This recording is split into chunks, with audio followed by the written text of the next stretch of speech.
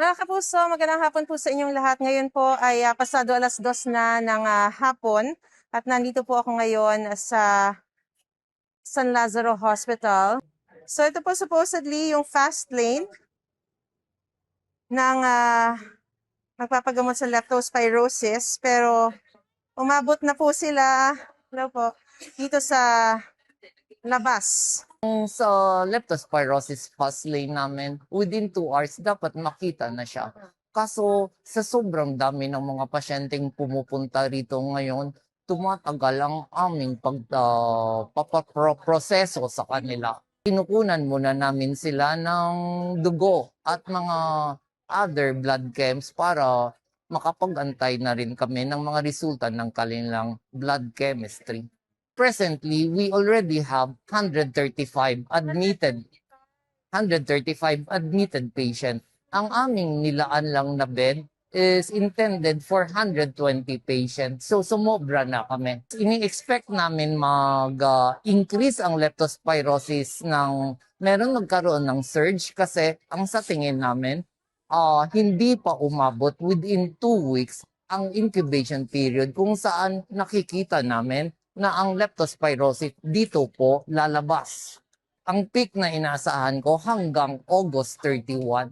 Usually within 2 weeks ng incubation period, doon parate tumataas ang mga bilang ng pasyente na may leptospirosis. Nanghiram kami ng mga bed cots, ito yung mga folding bed, at nilalagay namin sa mga ward. Nag-i-insert kami ng mga folding bed inside our ward. So, hindi po kami tumatanggi ng mga pasyenteng leptospirosis, pero humihingi ako ng pangunawa at paumanin sa mga pasyente ng San Lazaro Hospital because ang dami-dami naming pasyente, sometimes they will be forced to stay in bed cots. We will accommodate. So mga kapuso, nandito na po ako sa loob ng emergency room ng San Lazaro Hospital. Tayo po ay binigyan ng pahintulot na makapasok at makita yung current na sitwasyon po ngayon dito. At ngayon po makikita na natin na sobrang busy ng ER po nila, no? Halos lahat daw po nito ay mga leptospirosis cases na. Kung makikita natin, napakaraming mga laboratory results. Puro mga leptospirosis na po yan. At lahat din po ng mga cases ngayon na nandito sa ER ay leptospirosis. Yan, makikita po natin, ang isa pong pasyente ito talaga naninilaw na. Yung kanyang legs, pati yung kanyang mata naninilaw na rin. Tayo po ay pinahintulutan ng kanyang ama na makausap po yung pasyente. At lahat ng iba pa po rito na mga pasyente sa loob ng ER ay mga leptospirosis cases na po. Pero naglalaan pa rin naman daw po sila para sa rabies, tetanus, diphtheria.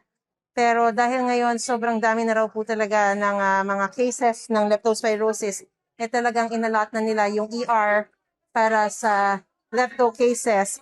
As a matter of fact, nalagpasan na raw po nila yung number of cases o yung pinakamataas na bilang ng kaso ng mga leptospirosis nung isang taon, 2025, hanggang 131 patients po ang na-admit nila dito sa emergency room. Pero ngayon ay nasa 135 na po.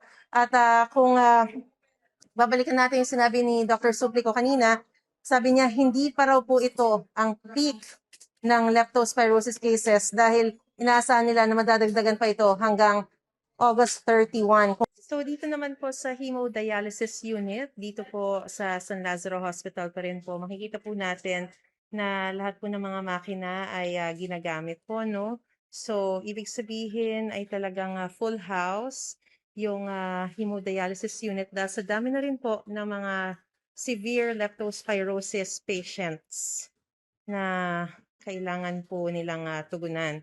So supposedly, dapat daw po ay every Sunday pahinga ang mga makina, pero dahil nga sa dami ng mga cases, kailangan po nilang buksan ito 24/7 para matugunan agad yung mga pangangailangan para sa dialysis ng mga pasyente. Minsan, Hindi lang po kami ang DOH Hospital. Lahat po ng DOH Hospital around Metro Manila kaya manggamot ng leptospirosis. Yung ilan na yung mga namatay? May 6 na kaming namatay ngayon during the surge na nag-start ng August 10. Ang sinasabi parati namin na ang leptospirosis severe cases sa libro merong 50% mortality. Mas gusto namin na makuha namin ang mga pasyente sa mild and moderate form of leptospirosis kasi ang hirap talaga gamutin ang severe form of leptospirosis. So muli po paalala mga kapuso, kapag po kayo ay nakaramdam ng lagnat, pananakit ng katawan, nagsusuka po kayo, hindi kayo makaihi.